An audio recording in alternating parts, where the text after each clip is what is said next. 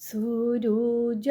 बाबा के माथे दौरावा काने पिया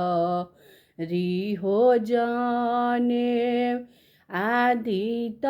बाबा के माथे दौरावा काने पिया रिहो जाने अस्तरन देके गोदे बालकवा बालक सत हो जाय अस्तरन देके गोदे बालकवा बालक सत हो जाय नन्हे सिंह के माथे दौरावा कान्हे पिया रिहो जाने रिया दे के गोदे बालकवा बालक